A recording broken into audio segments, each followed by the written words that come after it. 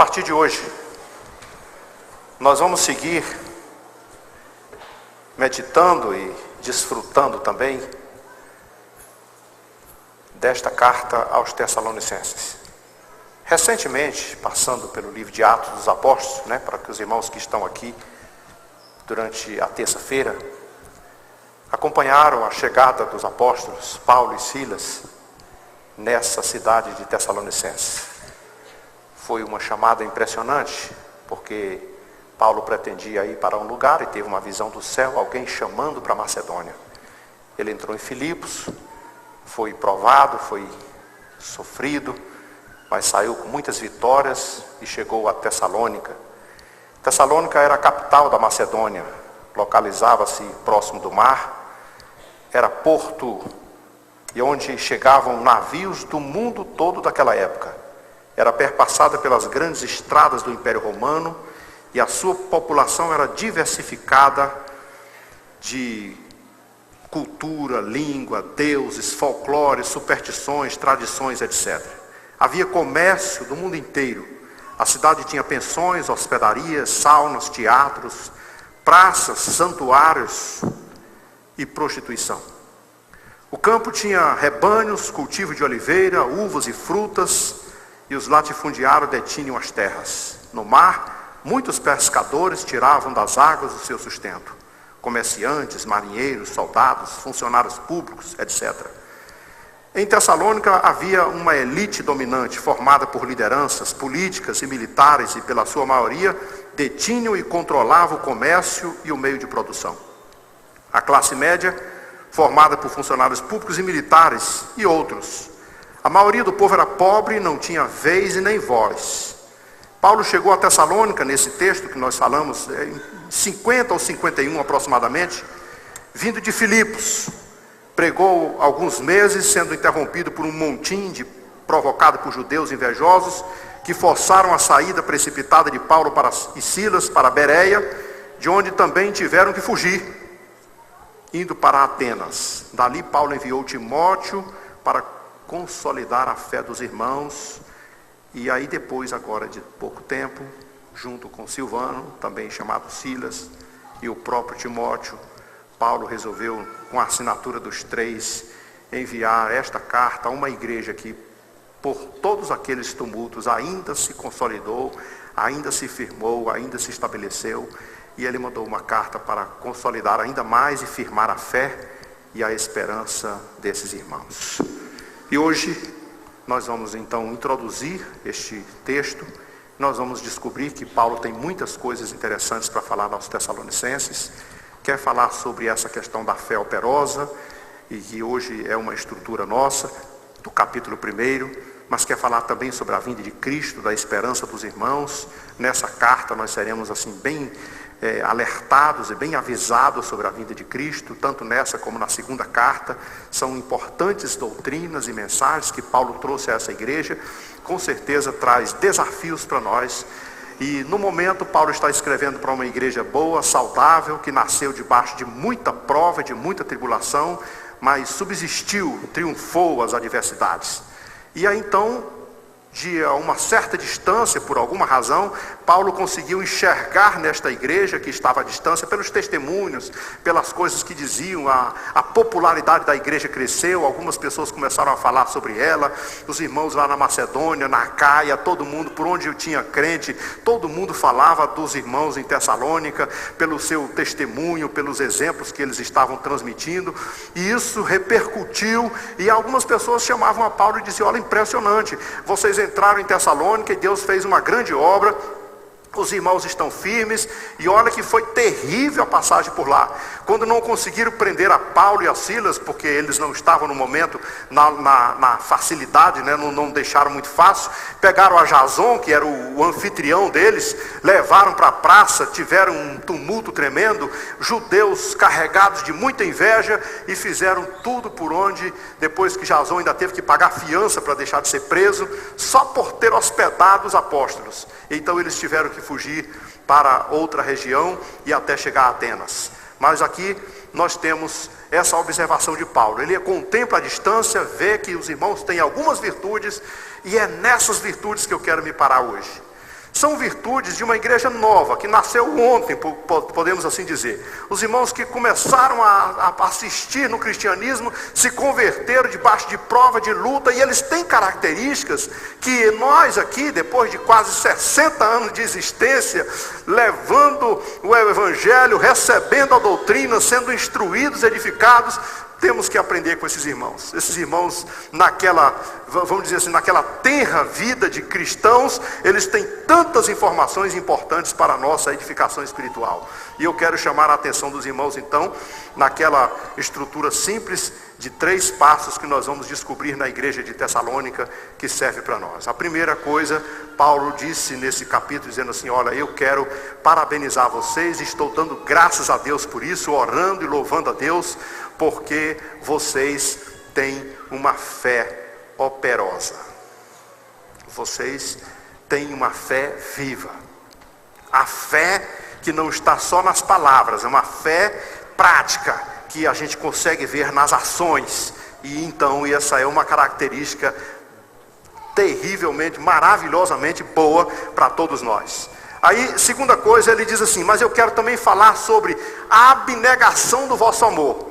Vocês renunciaram, vejam só, nesse contexto de cidade que nós estamos mostrando para vocês, cidade grande, com muita pompa, com muita glória, com muita diversidade, com muita cultura, com muitos recursos financeiros, com muitas coisas diferentes para serem vistos, aqueles irmãos conseguem renunciar os deuses estranhos e tudo que tem ali para servir ao Senhor, porque cristianismo é assim, você precisa renunciar para alcançar a graça do Senhor Jesus Cristo. Não existe cristianismo sem renúncia, não existe evangelho sem cruz. O Senhor Jesus disse: renuncie-se a si mesmo, tome a sua cruz e me siga. Não existe o evangelho da facilidade. Esse evangelho não está nessa Bíblia que nós pregamos para você.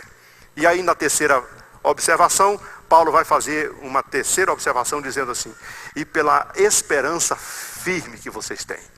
Irmãos, porque eu vou dizer uma coisa para você. Parece que ainda hoje, no século 21, depois de tantas provas e tantas lutas, eu acredito que todo cristão enfrenta uma luta. Todo cristão chora em algum momento da vida. Todo cristão sofre as percas, as dores, as enfermidades, as angústias, as perturbações, as perseguições, as tribulações da vida. Todo cristão chega um dia na vida dele que diz assim: meu Deus, eu não aguento mais. Mas há uma coisa que não pode faltar na vida de nenhum cristão. Todo crente precisa ter esperança de uma vida gloriosa e futura na pessoa de Cristo. E esses irmãos em Tessalônica foram elogiados por essa virtude. E eu quero chamar a atenção de vocês para uma coisa. Quando Paulo fala sobre a fé, eu trago à minha memória o exemplo de Tiago. Porque Tiago escreveu a sua epístola, uma epístola prática, uma epístola, nós passamos por aqui alguns meses meditando sobre esse texto, e Tiago mostra um evangelho bem real, bem prático, sem florear. Tiago não traz doutrina nova, não traz nenhuma teologia diferenciada, ele traz simplesmente um questionamento. Você vive realmente o cristianismo que você recebeu? Você prega e vive aquilo que você está crendo, que você está praticando? Você pratica esse evangelho que você tem no seu coração? Porque então a nossa fé não pode ser de palavras. Paulo está dizendo para esses irmãos: irmãos, eu agradeço a Deus porque a fé que vocês alcançaram não foi só de palavras, não foi só de sensacionalismo. Nós estamos vivendo no contexto do sensacionalismo, onde as pessoas acham que ter fé é estremecer, é plantar bananeira, é fechar os olhos vibrando, é balançar os braços, é dizer palavras chavões, frases de efeito. Não, a fé não tem nada a ver com isso. A fé é prática. Tiago confrontou os irmãos dizendo o seguinte: você tem fé? Então me prove.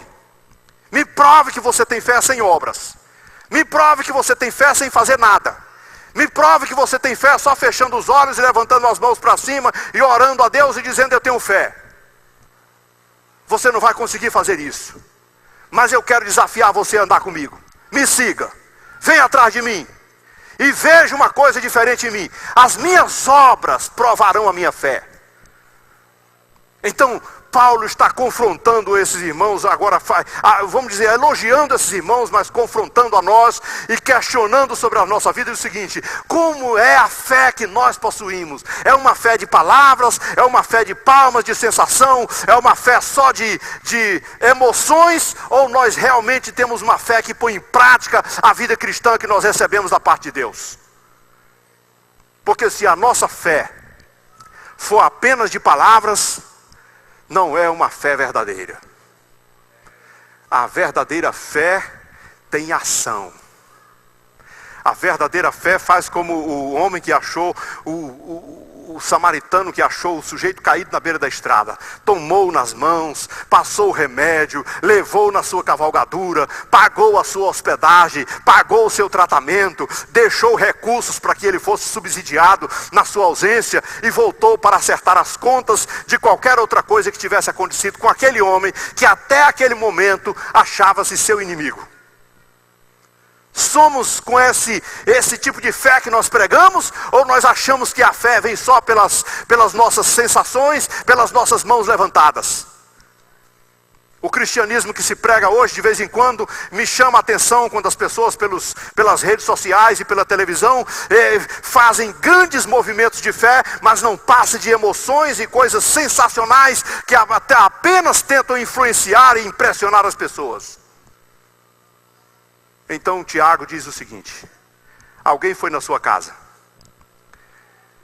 passando uma privação, chegou lá perto de você, que é irmão dele, que é irmão em Cristo, que tem o coração bem voltado para o amor, e diz: irmão, estou passando por uma prova, querido, muito aflito, muito cheio de necessidade. Eu lá em casa hoje, eu não tenho nem arroz para dar para as crianças, eu não tenho, minha criança pequena não tem leite, e eu estou assim passando por uma privação. O senhor teria como me ajudar?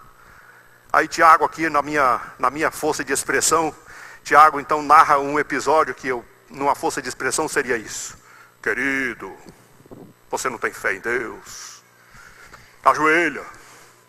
Eu vou orar por você agora, expulsar todo o espírito de miséria. Eu vou repreender toda a pobreza e a miserabilidade. Você vai triunfar, vai embora, vai na paz, Deus te abençoe. Aí Tiago, muito educadamente, chama esse irmão de hipócrita. Hipócrita. E eu vou aqui de novo parafrasear: por que não pegou a metade do teu pacote de arroz e não deu para ele?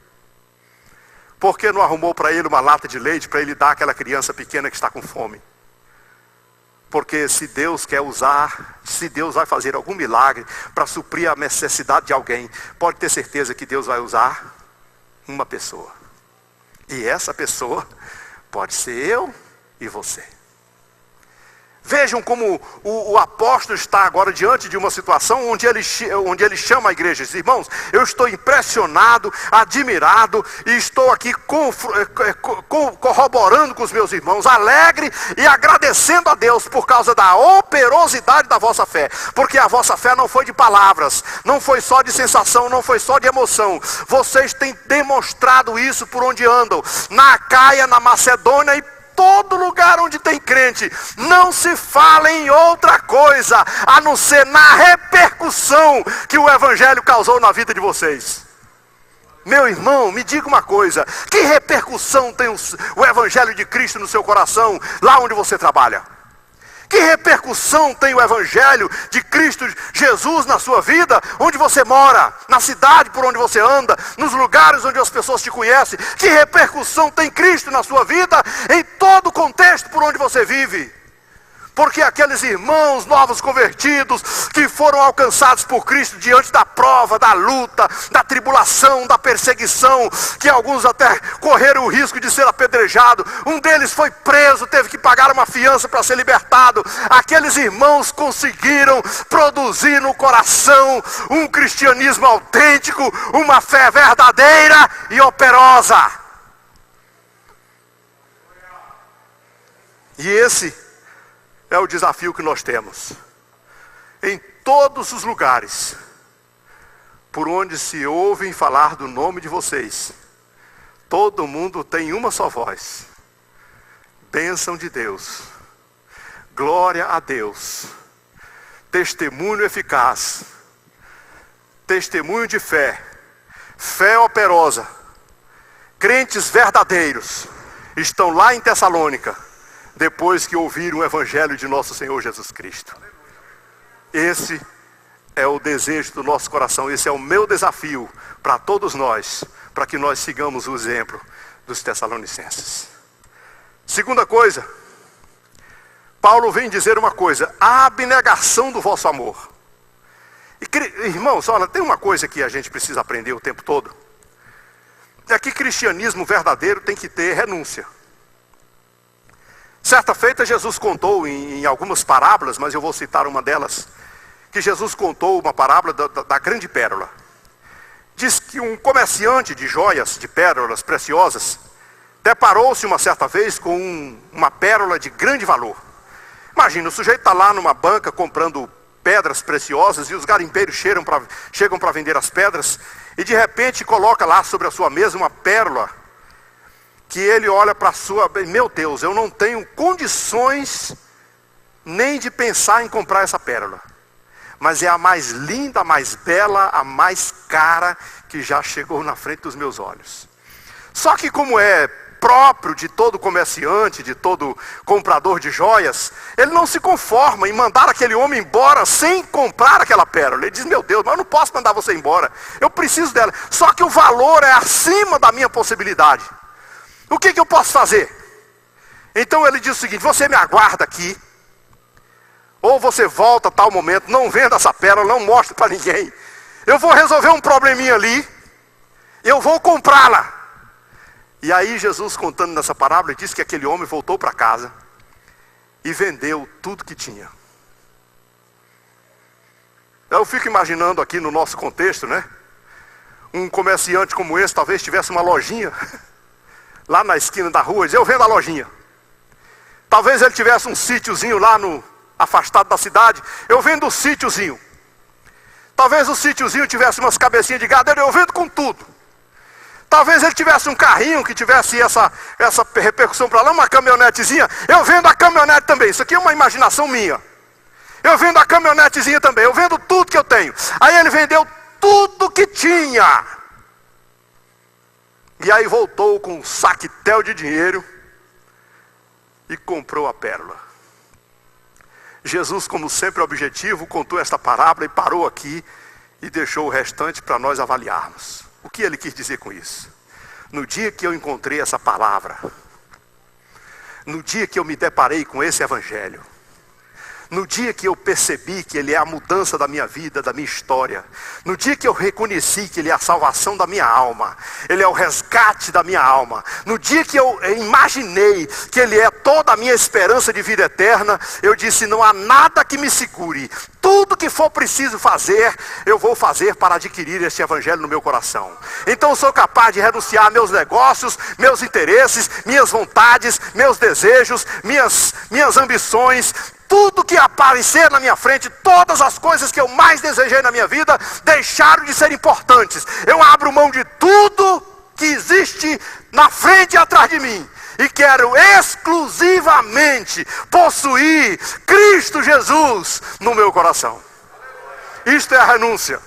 Quando Paulo refere-se a esses irmãos, Paulo está dizendo assim: estão todos impressionados, não somente pela fé que vocês têm, que é prática e operosa, mas estão ainda mais impressionados como vocês foram capazes de renunciar tantas coisas pelo amor de nosso Senhor e Salvador Jesus Cristo.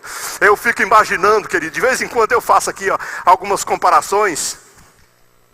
Quando nós valorizamos mais as coisas do que as pessoas. E isso acontece em todos os contextos, acontece até dentro de casa, né? Acontece, por exemplo, no pai valorizar mais o carro do que o filho. O filho, uma beleza, cheirosinho, lindo, maravilhoso, mas quebrou o biscoito dentro do carro do pai, o pai desce da cruz. Aí ele não é mais crente. Agora ele quer matar aquele filho. E eu estava numa congregação na semana atrasada, lá no Parque São Bernardo. E eu estava falando um pouco sobre esse cristianismo de valores. E o pastor Raimundo Borges, um ancião que já está jubilado, mas é um obreiro ainda muito ativo, muito presente, ele compartilhou uma ilustração. Disse que um pai comprou um carro novo, estava muito empolgado, mas quando ele pensou que não, o filho dele, uma criança bem pequena, estava riscando aquele carro com um prego, no máximo que ele pôde. E o pai então bateu nas mãos daquele garotinho pequeno, bem pequeno, bateu, a ponto de que a criança foi internada, e quando voltou para casa, havia sido amputada as mãos. Imagine, ele compartilhou isso dentro de um contexto, e ele estava bem emocionado, e era só uma ilustração, não sei se é verdade, mas ele compartilhou isso. Mas o que mais chocava era a conversa da criança. Papai, devolve a minha mãozinha, prometo que não vou mais riscar o seu carro. São pessoas que valorizam mais as coisas do que as pessoas. Se valoriza mais o objeto material do que um próprio filho, às vezes do que a esposa, do que o cônjuge, alguém que é tão importante para você, até quem sabe até mais do que o pai e a mãe, que os objetos, que os valores humanos sobrepujam aos valores eternos. Agora, Paulo está dizendo assim: eu estou impressionado, irmãos, vocês conseguiram renunciar a estas coisas. Paulo escreveu a carta aos Colossenses dizendo assim: vocês que já ressuscitaram com Cristo, pense nas coisas que são de cima e não pense nas coisas que são da terra. As coisas terrenas são efêmeras, são vulneráveis, são passageiras. As de cima são eternas e são celestiais. Então pense nas coisas que são de cima. Nós não podemos nos prender nestas coisas tão fúteis que estão aqui e abandonar as coisas mais importantes das nossas vidas. Então aqueles irmãos deixaram valores, deixaram algumas coisas que gostavam de fazer, deixaram de lado alguns dos seus desejos, renunciaram a algumas das suas ambições. Se nós fôssemos citar o tanto de irmãos que renunciaram a alguma coisa pelo Evangelho, vocês iam descobrir: os discípulos renunciaram os seus barcos cheios de peixes para seguir a Jesus, e Mateus ou Levi renunciou a sua escrivania, o seu serviço de funcionário público para seguir a Jesus, e quantos outros discípulos que foram chamados por Jesus, e Jesus disse: deixa tudo e me segue. E eles, deixando tudo, seguiram. Porque o Evangelho é assim. Você tem que deixar. Por isso que Jesus diz: quem quiser vir comigo, renuncie-se a si mesmo, abra mão da sua vontade, dos seus desejos, de tudo que você quer, e me siga carregando a sua cruz. Porque o tesouro é no céu, não é aqui na terra. Aquele homem que se aproximou de Jesus dizendo: mestre, me ajuda, eu quero ter a vida eterna. E Jesus disse: quer mesmo? Você quer mesmo ter a vida eterna? A vida eterna é importante para você? Vale mais do que a vida terrena? Porque é isso que você está dizendo. Então faz uma coisa antes: vende o que você tem, dá para os pobres, acaba com tudo, volta vazio, de mão vazia, me segue, eu te garanto um tesouro no céu. Mas ele não foi capaz de fazer isso. E a Bíblia diz que é porque ele tinha muitos recursos. Ele não foi capaz de abrir mão dos seus recursos. Ele entristeceu-se, porque aquele pedido foi muito alto para ele. Agora vem uma pergunta que não quer calar: ele vai levar isso para o céu? Ele vai levar a fazenda, os carros, os bens para o céu? Não. E por que ele pediu a vida eterna? Se ele pediu a vida eterna, para que ele vai precisar daquilo? O Evangelho de nosso Senhor Jesus Cristo é um Evangelho de renúncia. Esse Evangelho, para renunciar a estas coisas, eu tenho que ter certeza de algo. O que me espera? Paulo chegou a escrever na carta aos Coríntios, capítulo 15, uma coisa que é bem confrontadora também. Diz o seguinte: irmãos, se a nossa esperança em Cristo, se a nossa expectativa de vida estiver baseado só no que tem nessa terra, nós cristãos somos os mais miseráveis entre os homens. Expressão bem dura. Mas você não vai perder contexto se você for averiguar que os cristãos renunciaram muita coisa que poderiam estar fazendo. Por exemplo, uma hora como essa da noite, um jovem poderia estar lá na balada, dançando, farreando, bebendo, fazendo 1001 coisas, como diria por aí, se divertindo. Mas ele renunciou tudo e disse assim: eu sirvo a Deus e vou andar com Deus. E aí, se a esperança que você tiver for só aqui nessa terra, nos bens materiais e nas coisas que você tem na frente dos olhos, você saiu perdendo. Mas a Bíblia diz que as coisas que o olho não viu, que o ouvido não ouviu, e que não desceu ao coração, ao entendimento do homem, foram as coisas que Deus escolheu para aqueles que o amam. Então nós temos muito maior esperança do que alguém pode imaginar. O que está diante dos nossos olhos é coisas muito além. Por isso, a renúncia, como disse Paulo, esquecendo-me das coisas que para trás ficam e avançando para as que estão diante de mim, eu prossigo para o alvo por causa do prêmio da soberana vocação de Deus em Cristo Jesus. Tem coisas gloriosas esperando o cristão, tem coisas maravilhosas para o futuro do cristão, que não está relacionado com as coisas materiais que aqui estão. O apóstolo está mencionando para os irmãos em Tessalônica, aqueles irmãos novos convertidos. Irmãos, vocês são admirados por aí fora. Todo mundo está falando da fé que vocês têm, operosa e ação e muito poder na fé que vocês têm. Todo mundo está falando na renúncia que vocês fizeram, na capacidade de abrir mão de tanta coisa que vocês tiveram para servir a Deus. E todo mundo está dizendo da esperança que vocês têm no futuro em Cristo Jesus. Todo mundo está convictamente certo de que o impulso do Evangelho na vida de vocês tornou vocês cheios de expectativa de uma vida eterna em Cristo Jesus. Nessa introdução da carta aos Tessalonicenses, eu quero deixar esta interrogação para você. Se passou na sua mente, ou que nós teremos ainda mais pela frente, como essa igreja recém-formada em meio a perseguições e tribulações, mas com a fé ativa, que se dedicava a divulgar a palavra do Senhor constantemente, de um amor abnegado, que deixaram de servir aos ídolos e converteram-se ao Deus vivo para servirem com fidelidade. O amor de Deus exige isso de nós, que deixemos a velha vida e mudemos tudo de nós para servirmos de acordo com a sua vontade, e não com a nossa. Mas ainda assim, que nós tenhamos esperança firme, mesmo no meio de tribulações, porque a sua convicção está em Cristo Jesus, que está no céu e não na terra. Muitos perdem a esperança nas tribulações e esperam que o dinheiro, a saúde, as coisas dessa vida possam resolver os seus problemas. Mas não. Se você quer servir a Deus de verdade, saiba que a sua esperança está no céu. Não dá para fazer, no cristianismo verdadeiro, não dá para fazer promessa.